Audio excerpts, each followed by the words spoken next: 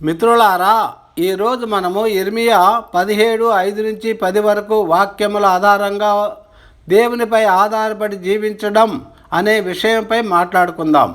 ఈ వాక్యములలో దేవునిపై ఆధారపడి జీవించే వారికి మరియు దేవునిపై ఆధారపడని వారికి మధ్య ఉన్న వ్యత్యాసము స్పష్టంగా వివరించబడింది. మిత్రమా, దేవునిపై ఆధారపడని వారు ఎవరంటే, ఇర్మియా 17:5లో నరులను నమ్ముకొనివాడు శాపగ్రస్తుడు అని రాయబడి ఉంది.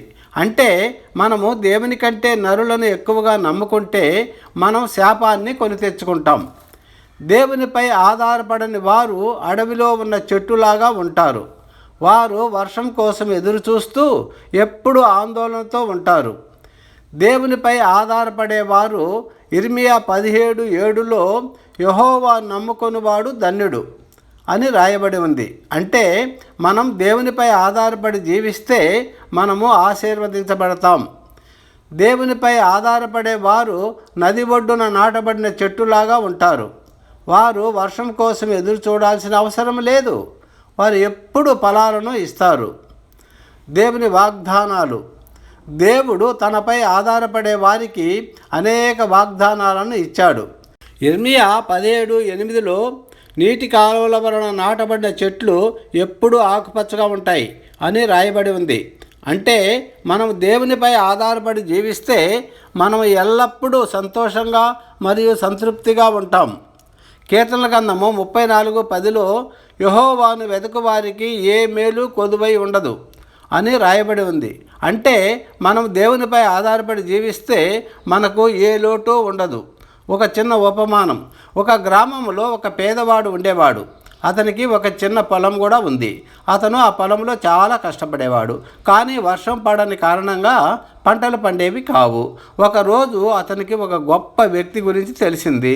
ఆ వ్యక్తి దేవునిపై ఆధారపడి జీవిస్తాడు. అతనికి ఎప్పుడూ పంటలు పండుతూ ఉంటాయి. పేదవాడు ఆ గొప్ప వ్యక్తిని కలవడానికి వెళ్ళాడు.